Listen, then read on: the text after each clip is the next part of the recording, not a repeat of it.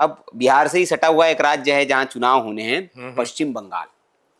ममता दीदी, बहुत लोगों की, विवेक जी पहले भी हालांकि हम इस पर बात कर चुके हैं, लेकिन तब आपने कहा था कि अभी मैंने विस्तार से अध्ययन नहीं किया है, जी। तो अभी विस्तार से अध्ययन हाँ, है ममता जी का। काफी मैंने अध्ययन किया है जी, तो अब बताएं चूंकि जरा विस्तार दर्शकों। से कहने का मतलब ये है कि जी। बहुत ज्यादा स्टडी करना। जी। और मैंने किया भी, और जी। मैं इस निष्कर्ष पे पहुंचू, चूंकि आपका ये आप जानना चाह रहे होंगे, दर्शक भी जानना चाह रहे होंगे कि अब विधानसभा में कौन। हाँ बिल्कुल।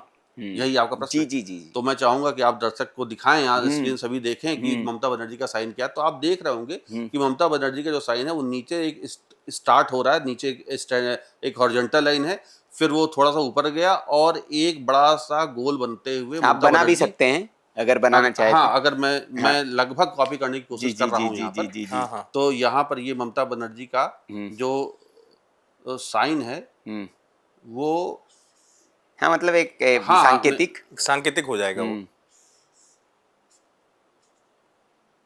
और ये साइन है जी लगभग बनाने की कोशिश करिए जी। अब आप देखो तो सिग्नेचर जो है, हम चूंकि हमारी तो आदत है कि थोड़ा सा हम ऊपर लिख देते हैं, लेकिन जी। यहाँ पर जो इनका बनर्जी जो लिखा गया है हाँ। वो कुछ इस तरह से लिखा गया है। ये लिखा गया है और ये हल्का सा नीचे आ गया। जी। अभी इनका जो सिग्नेचर जो मैंने देख रहा हूँ वो डाउनवर्ड जा रहा है 2026 से। अच्छा। तो मेरा मानना ये है, और इस आधार पर मैं कह सकता हूँ, दो जो जो अवेलेबल साक्ष्य हैं उस आधार पर कह सकता हूँ कि 2026 में जो इलेक्शन होने वाला है उसमें ममता दीदी हारने वाली है। अच्छा, ये बड़ी भविष्यवाणी है ये जी।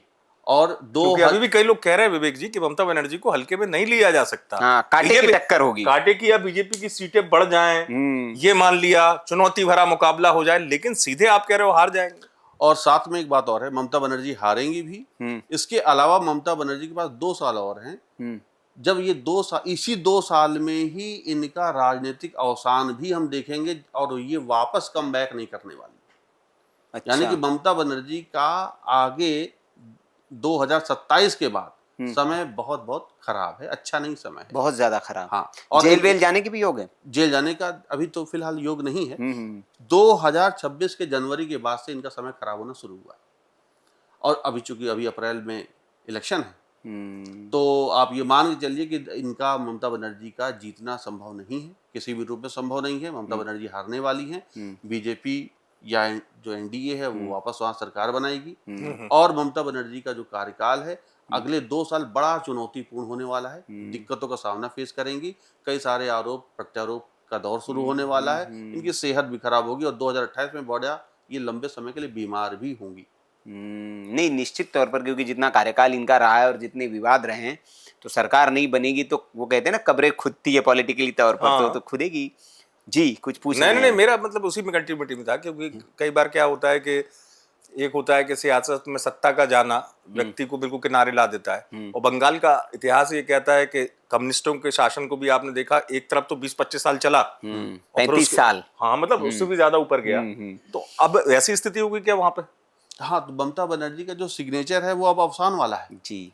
इनका एक गोल्डन पीरियड पूरा हो चुका है, और इसी इलेक्शन के बाद से वो गोल्डन पीरियड इनका खत्म हो रहा है। जैसे नीतीश कुमार जी के लिए मैंने कहा था कि अब इनका गोल्डन पीरियड खत्म हो चुका है।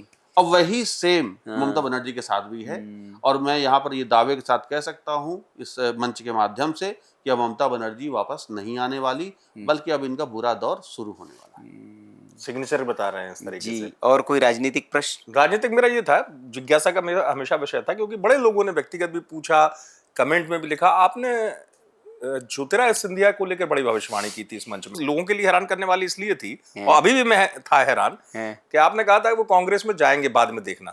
आपको याद है? हाँ बिल्कुल बिल्कुल, वो मेरे द्वारा कई अभी तक हुआ नहीं, लेकिन आगे क्या लगता है, आप उस बात पे कायम है अभी और भी? क्यों? क्योंकि अभी भी उनकी निष्ठा, उनकी पूरी आस्था बीजेपी में। देखिए, राजनीतिक निष्ठा हमेशा बदलती रहती है।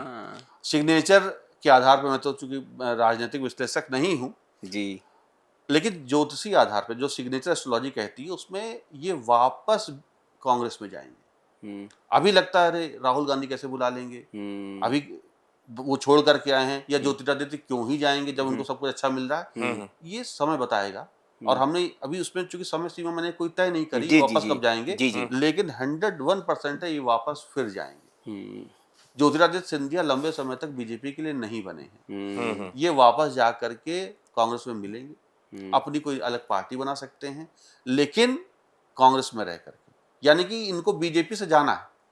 या एक तो हो गया भाई बीजेपी में आप लंबे समय तक रह रहे और आप छोड़ नहीं रहे, ये बीजेपी छोड़ेंगे, ये वापस कांग्रेस में जाएंगे और कांग्रेस में रह करके अपने आप को मजबूत करेंगे।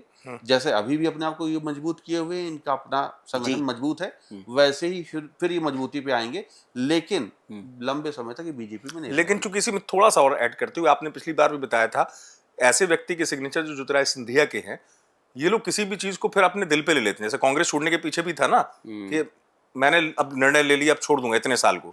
ऐसा कुछ होगा क्या बीजेपी में रहते हुए कि कोई फैसला इनको पसंद नहीं आएगा और उसके बाद ये ऐसा कदम उठा? बिल्कुल, देखिए निर्णय तो कभी भी तात्कालिक कोई एक बड़ा कारण हो सकता है, लेकिन उसके पीछे बहुत सारी चीजें रहती।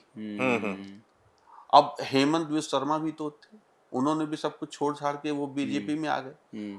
राजनीतिक निष्ठा किसी की कहीं होती है, बाद में बदल जाती है। और चूंकि राजनीति है और हम ये देखेंगे कि आने वाले वक्त में जो ज्योतिरादित्य सिंधिया है वो वापस किसी बात से नाराज होकर के या अपनी लाभ को देख करके वो कांग्रेस में चले जाएंगे। ठीक है, अब आगे अब आम जनता के सवालों उससे पे पहले आते हैं। अगर अध्ययन किया हो जी, हेमंत बिस्वा शर्मा को लेकर बड़ी इस बार है, क्योंकि कहा जा रहा है कि उनके लिए चुनाव जो है बहुत आसान नहीं है। हाँ, असम में कांग्रेस का अगर आपने उभार है। अध्ययन किया हो तो मैं पूछूं। नहीं, मैंने अभी हेमंत बिस्वा शर्मा पे नहीं स्टडी करी है, जी। तो इसलिए अभी मैं उस पर फिर नहीं, इसलिए मैंने सवाल यही नहीं किया। नहीं, ठीक है। अब आते हैं आम लोगों पे। विवेक जी, जो हमारे सत्संग के दर्शक हैं, उनके कुछ प्रश्न हैं, उन प्रश्नों पे हम आए। पहले तो एक प्रश्न ये है, जैसे अमूमन लोगों ने लिखा कि भाई सब तरह के सिग्नेचर आप बताते हैं, अलग अलग तरह के, क्या जैसे ज्योतिषी लोग कहते हैं कि भैया ये उपाय कर लो तो एकदम फास्ट काम होगा। हाँ। तो ऐसा कोई सिग्नेचर होता है क्या कि जो एकदम आपके काम इंस्टेंट बना दे और तेजी से आपको सफलता दे? ऐसा ही ना, यही सवाल था दर्शक का? हाँ, सवाल यही था दर्शक का कि तेजी से, मतलब स्पीड से काम बनाने वाला, तेजी से तरक्की दिलाने वाला, अगर शब्दों में कहूँ, यही शब्द है एज इट इज। हाँ, सिग्नेचर होता है। क्योंकि कई बार क्या होता है विवेक जी, काम तो बनते हैं, मैं इनकार नहीं कर रहा हूँ कि सिग्नेचर अच्छे भी हों, लेकिन वही काम जो अगर आवश्यकता है कि 2 महीने में बन जाए, वो धीरे धीरे चलते चलते 6 महीने। अब ऐसा किसी दर्शक को लगता है कि उसको अभी चाहिए कि स्पीड से उसका काम बने, तो क्या ये सिग्नेचर में है? बहुत बहुत अच्छा सवाल है। हाँ, मतलब इसमें ये मैं थोड़ा सा एड ऑन कर दूं विवेक जी कि यही तुरंत इन द सेंस कि अभी भाई 1 महीने बाद किसी का इंटरव्यू है, कोई बड़ा इंटरव्यू, हाँ, और वो उसको 1 ही महीना समय उसके पास, तो वो तेजी से हो गया, या तेजी से। व्यवसाय शुरू का हुआ, हाँ, 1 महीना हुए, 1 महीना। हाँ, मतलब यहाँ पर प्रश्न ये हुआ कि किसी का काम बहुत लटक रहा है, पेंडिंग हो रहा है, या धीमे धीमे काम बन रहा है, धीमे धीमे हो रहा है, वो तेजी से कैसे लाए, फास्ट चाहता है वो। देखिए, ये अगर देखा जाए तो इस प्रश्न का उत्तर आपके प्रश्न में छुपा हुआ। जी, आपने एक चीज बोली कि कैसे एक धीमे धीमे काम को तेजी में लाया जाए। जी, सीधी सी बात है, जो सिग्नेचर हम धीमे धीमे करते हैं उसको स्पीड में करना शुरू कर दें। अच्छा,